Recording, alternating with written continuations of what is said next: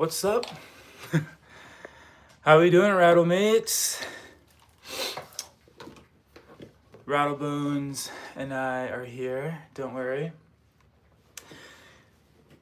There's this movie that I really like, and maybe you've seen it. It's called Shrek.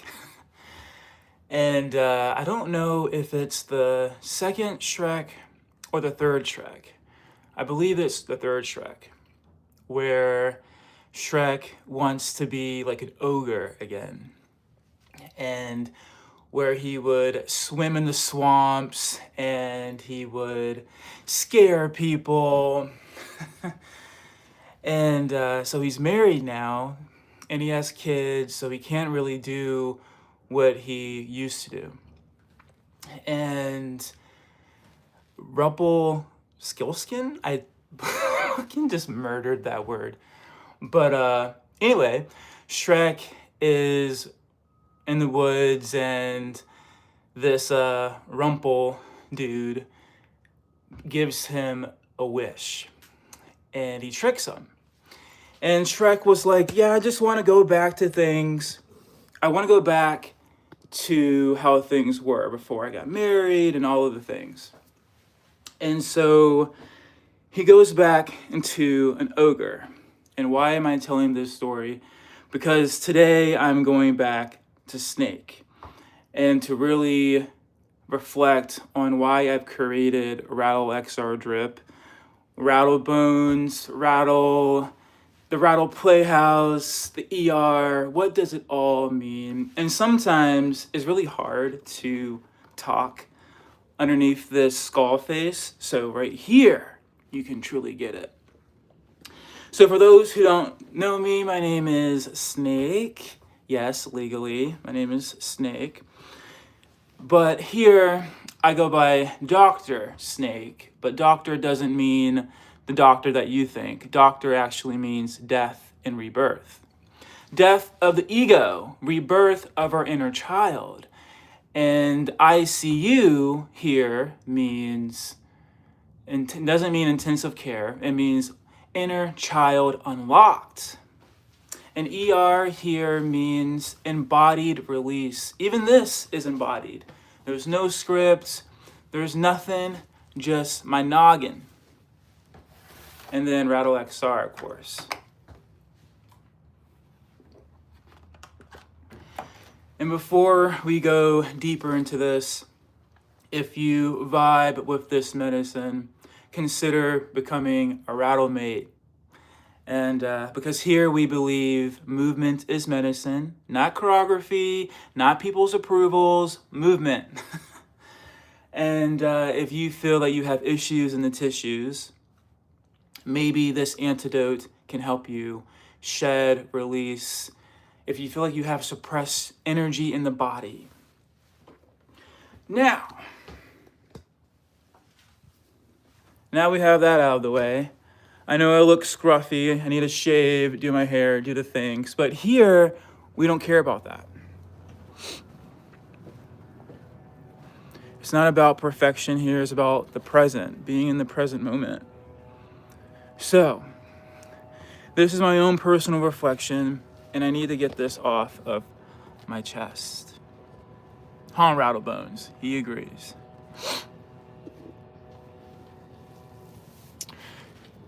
So take what resonates, but this is my own personal reflection. So I just got off doing a sharing circle. And basically a sharing circle, for those who don't know, it's, I don't know, you can hold about 4, 5, 6 people. Mine had 6 beautiful souls. And how the sharing circle starts, you start with the welcoming, you set the ground rules. Ground rules would be something simple like no side talking and give everyone the respect that they deserve. So no distractions like texting and stuff like that. Like really give them your full attention. And so, yeah, I was leading this morning, which is really cool, just to lead a sharing circle. And it's so humbling just to hear how my cohort, how they're doing in this leadership program that we are in.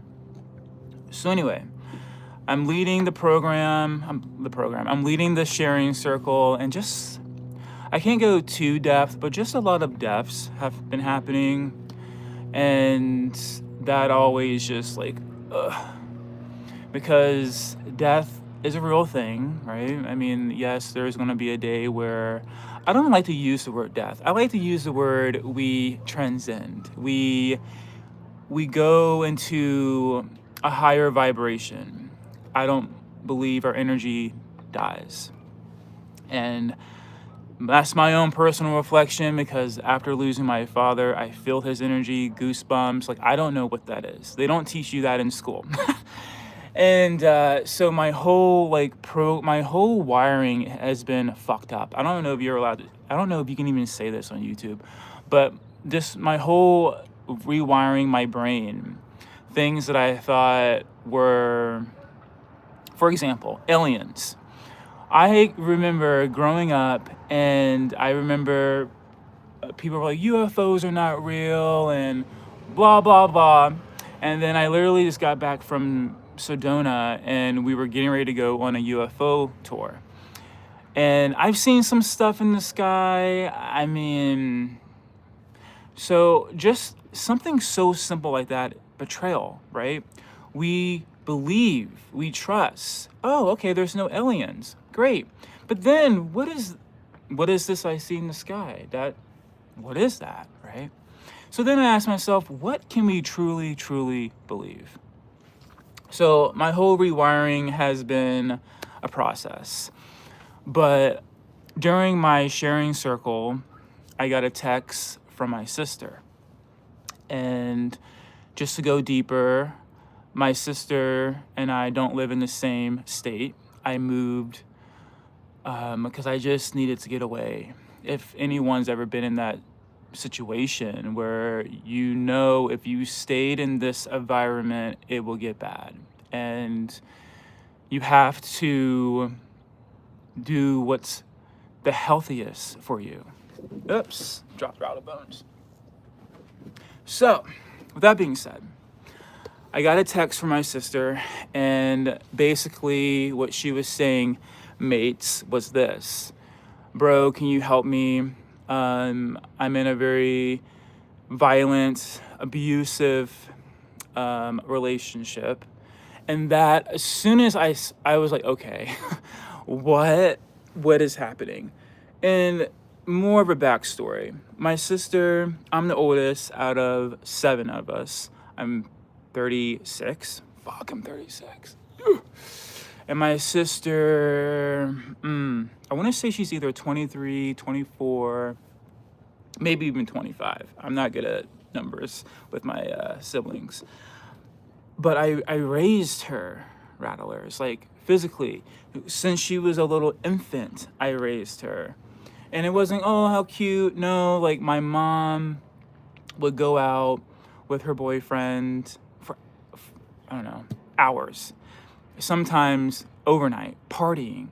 As a 7-year-old, I believe I was either 6 or 7, taking care of my baby sister. Now, this is what I would do. I remember putting Desitin on her, baby powder. I remember we had, my mom was on, I want to say food stamps, I think. Something where the government was helping her with money. And so we would get this milk formula. And I remember trying to open that damn formula and use your teeth. And then sometimes that nasty milk would get in your mouth. But then I remember the powder and mixing the baby milk with the powder and shaking it up and putting it in the microwave, testing it on my skin, putting my sister in the baby chair, the high chair, what do you want to call it, putting on the bib, feeding her, like, again, cute, but no. Because a 6 or 7-year-old shouldn't be doing that. Like, I felt like I was a mom and a dad and Cinderella and a nurse, all of it, at a very young age. And so growing up, I tried my very best, mates, and maybe you can relate to this. If you ever tried to raise your sister or your brother or fuck, even yourself to the best that you could. But in this particular situation, we're talking about my sister. And so when I saw that text, of course, the human reaction is, oh my God, oh my God, what am I going to do? Okay, what's happening? I need to help my sister. How am I going to do that? But to go even deeper, the same man that used to abuse my mom and I, he put the paws on my sister. My sister, let me read the text. Can I read the text? Let's see here. I can't read the text because I don't know how to do all that. But basically, he busted her lip. I'm just like, I don't understand. What I don't understand is this. How can we put our hands on people and hurt people? How? And then the venom in me wanted to reach out to my sister's dad and say, if you put your hands on my sister again. But then I said, no. Calm down. We don't need to go that route. And see, Rattlemates, this is why I move. This is why I unplug. Now try to put yourself in my skin. You're at the studio, the gym studio, and you get a text from your sister or your brother and you read that they are in a violent relationship. Are you really going to be in the right headset to learn choreography? Maybe, but me, no. I don't want to learn choreography. I want to fucking move. I have energy that needs to be rattled out. So I want to make this very clear. Choreography is beautiful. And it's not that there's no division, there's no choreography's bad. No, none of that. Choreography is beautiful. It tells a story. But so does embodiment.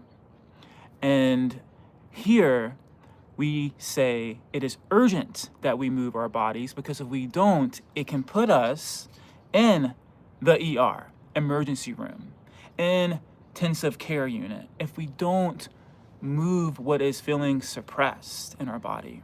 And sometimes it's not about perfection, it's about presence. So right now, I'm thinking to myself, okay, what am I going to do? I am just feeling all type of fucking ways. Breathe, and then I'm gonna go down there and just create, because that is all I know how to do, is to create on the spot, so I don't get in my head, so I don't linger with it all day long, just to get it out. It's kind of like if you have a dog, and I love using dogs because they demonstrate it so beautifully where I believe the human brain can get it. It's like a dog, how they just shake. Now, I have 2 dogs, and they are best freaking buddies, sniff butts and the whole 9 yards.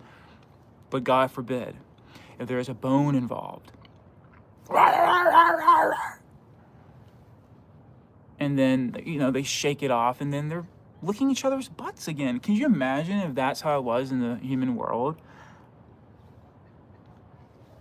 So I slithered on here, and this is my personal OR story. And part of this is how Rattlebones came to life. It's not fiction. This is real life trauma. Trauma to the field. The first thing I saw was, fuck, did I not do good enough to raise her the best of my abilities? But then I had to just calm down and say, Snake, you were a kid. You weren't even a kid. You were a toddler raising a freaking infant. Compassion. Thank you, Rattlebones. Compassion. I forgot. So, why am I sharing this reflection for myself? Because this is why movement is my medicine. And maybe there is someone else that movement is your medicine too. And here, we don't have to wait for a choreographer. We don't have to wait for the perfect moment. Just do it, right? And I like to look at it in this perspective too, when it comes to we don't need permission. It's kind of like we don't ask permission to blink our eyes. We don't ask permission for our lungs to expand. We don't ask permission for the sun to rise. So why on God's name would we wait for permission to be creative, to be expressive? Not me. I gotta move, Rattlemates. I gotta create a space where I don't have to perform. And yeah, I will admit, the moves are not supposed to look crisp. They're supposed to look like my bones are freaking rattling. I have a lot of energy and I have some issues that are in the tissues that need to be rattled out. Prime example, my sister. She's in a violent situation, and I think one of the things that I'm really learning is that, okay, let's just play this game. Okay, I bring her here. Then what? Right? I bring her here, and then what, Rattlemates? A home is a home, right? The depth of it is, Carly, I love you, sis, but being with someone that beats you, that can happen here, right? I think it's just really understanding your worth and your value. Because I truly believe if you truly love yourself, I don't believe you're going to let anyone treat you less than. So could I help my sister? Yes, I can fly her here, and then what? I'm really trying to be in this situation or this new era where I don't want to fix people. And I also don't want to be a savior, because look at the pressure of it all. Like, I literally just getting the text, my heart went to, fuck, I didn't raise her good enough. But like I said before, a kid should not be raising a kid. The parents should be raising the kids. If they want to get down and do the dirty, then they need to take accountability, right? And accountability bleeds on our walls here. Accountability, accountability, accountability, accountability.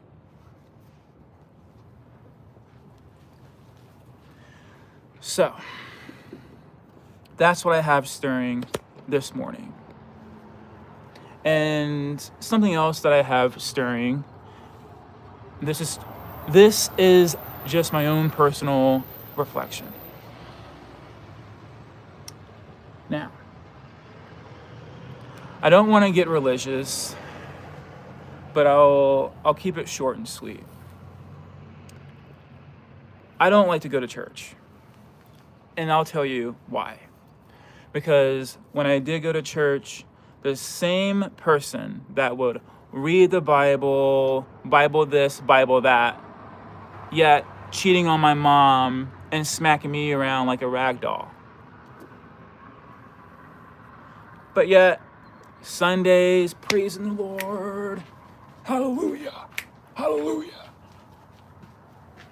speaking in tongues, but then smacking my mom around, cheating on her. That doesn't make sense.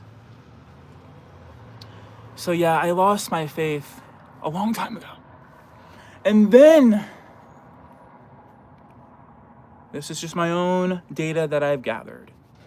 There was a flood that happened, and this really, really powerful preacher, on the podium, got this, got that. Great. But when your people needed you, where were you?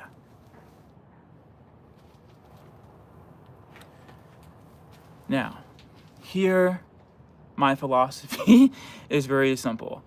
Something created us. I think we can agree to that. Something, right? Something created the birds, the clouds, the trees, the insects. Something. A source of energy. and scientifically, there is a spark in our hearts. That's life. So I guess there was a time where I lost faith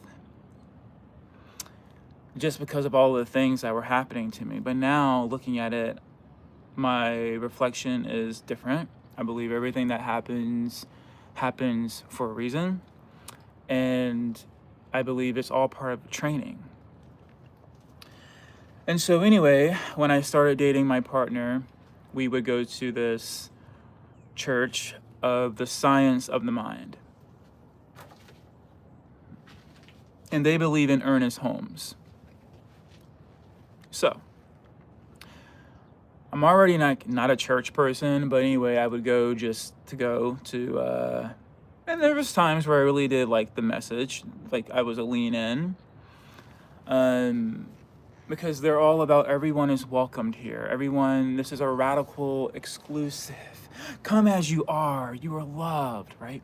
So when you hear that for 4 years, and then they want to have a talent show, and I was getting ready to show Rattlebones, and I think if there's anyone that can relate to this, if you've ever had to create something from scratch, like a baby, and you had a baby, and you see the baby saying their first word, or getting on the school bus for their first time, or walking across the stage from graduation, that wow, you kind of step back and you see what you've created. And let's turn it real quick. Let's just say it wasn't a baby. Maybe it was a song that you were writing and no one really believed in your song, or mocked you, or made fun of your song, or the way that you dressed, but now you are a fashion icon. My point in the matter is, no matter what, venom is going to be venom. And our playground can be a studio booth, a car garage, a gym, a makeup room, whatever it may be. My playground is embody movement, channeling energy. So anyway, back to this talent show. So I trusted this minister. And so when my partner told me about the talent show, I was like, okay, that sounds pretty cool. I'm down. Why not? And so there's also there's a few different versions of Rattlebones. The first Rattlebones was seriously a costume that I got from Spirit Halloween. And if you have been in my ER surgeries, which means embody release surgery, when we're in the playground, if you've seen the Rattlebones with the slong, okay, I get it. But here's the thing. I wasn't even going to wear that to the talent show. That's the funny thing. And here's the really fucked up part. The minister, not only did she not call me to get data, her and this other mentor made assumptions. Has that ever happened to you, Rattlers? Has anyone ever made assumptions about you and judged and made up these stories that weren't even nearly true? But the irony of it all. Come close for this one. So my partner comes back and my partner's like, you won't believe what the minister got up on the podium to sing. And I'm like, what? The minister got up on the podium to sing my ding-a-ling. That's interesting. The same thing that you were telling me to shrink because it might be inappropriate, which I wasn't even going to wear that suit, then you're going to go up and sing my ding-a-ling?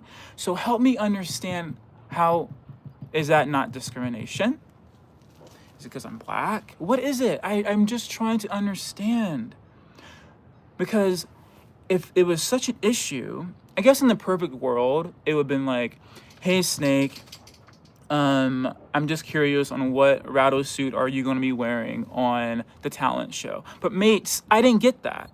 I didn't get no call. I got a lot of talking behind my back. This is supposed to be a minister. A minister that talks about radical inclusion. Are we perfect? No, we're not perfect, Rattlemates. And we know that here. But here's where it hits deep. This every Sunday is broadcasted live. Live. And what if someone said, oh, that feels like my home. I want to participate where I can truly be me. And then you get there. And then you have an opportunity, like a talent show, to show your expression, your birthright, and then they're telling you to shrink? You see, that's how danger happens. Just saying. That's how school shootings happen. Just saying. Something so small like that. Words are so powerful. So when you are going on a podium every Sunday and telling the world that they are this ministry is radically inclusive, where everyone is welcomed,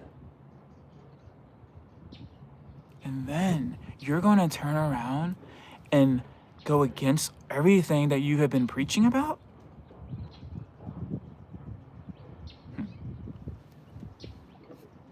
I get it. So what did I do, Rattlemates? I walked away. I walked away because we don't shrink here. And my energy is divine, and so is yours. It's our birthright. So if someone is trying to shrink you after they have made it known that this is a safe place, I call bullshit. So I walked away from the talent show because I'm not going to shrink. And I walked away because I know my worth. I know my value.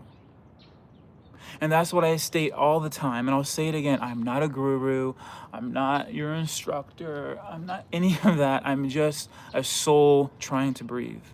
I'm just a reflection. I'm just trying to create. I'm trying to figure out how do I live day by day.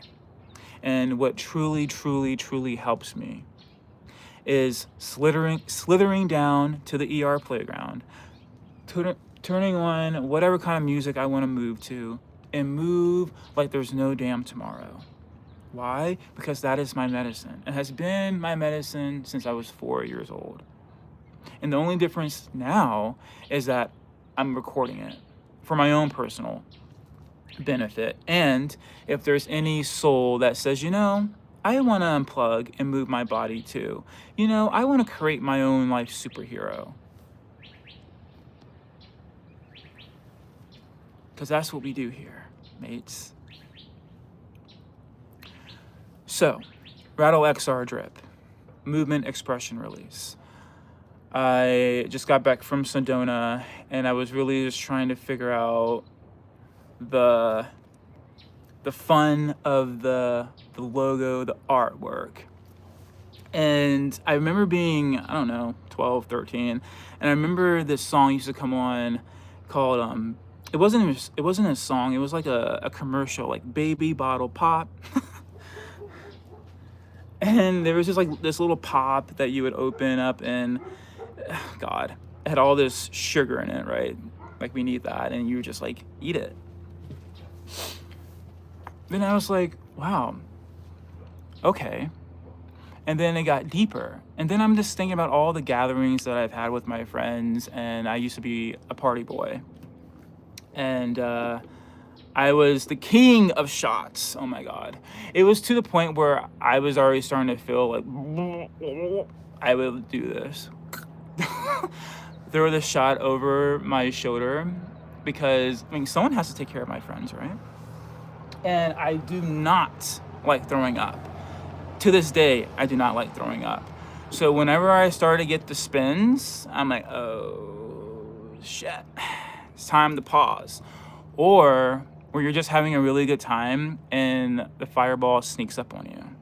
or tequila or whatever you would drink. I used to drink those my friends would say they're not real beers, but like fuck, what were those beers called? Mike Hards. Oh god, I used to pound those. Shit, because it tastes like Kool-Aid. It was good. But anyway, but yeah, we would always like be drinking out the bottles, getting ratchet, and just like having the time of our lives, passing the bottle around. And I would always say, drink till you drop. Literally, drink till you throw up, drink till your head spins, drink until you're just like this, everything's starting to spin around. But here, it means drop the ego. Drop into your highest being. Yeah. Drop the pressure. No pressure here. Just move, however that looks. Even if it's like this, like moving the fingers, movement, right? Because being in healthcare, I understand that not everyone has full capacity of their body. Things happen. So this can be movement. Moving your eyeballs, whatever it is that feels so good in your body. So we drop the ego. Yeah, we drop the illusion of perfection. No. Perfection, I don't believe is real. And I believe the present moment is real, and I believe just showing up and being the best that you can be is good enough. But I've seen the pressure of perfection, and it doesn't look fun. And I think even looking at it in this point of view, even when we show up to our jobs, we have to be perfect, right? Especially in healthcare, and especially in teaching, firefighter, EMT. I feel like anything that has a high stress level, we have to put on this costume. Yeah. But here we can create our own, and it's not a costume, it's our higher self. So that was my little OR story this morning. I was just rattled from my sister and seeing what she's going through, and rattled with this whole church crap. So I will not be going back to that church unless that minister is off the podium. But betrayal is real, and it hurts, especially when you feel like you can trust someone and you thought they were in your circle, in your corner. But like I've been telling myself, me, myself, and I. And that's who I show up for. Me, myself, and I. And I'm just going to trust, just like I trust the sun, what I put out, which is good, unconditional love. Hopefully that comes back in return. Yeah? Okay, Rattlemates, I am going to go slither to the ER playground, move my body, create, probably cry, probably do those things because it's my sister, and she means the world to me. And anyone that sent me a text and told me that they were going through what they were going through, it would rattle my soul, rattle my system, because here we are all one. Yeah? All right. Much love.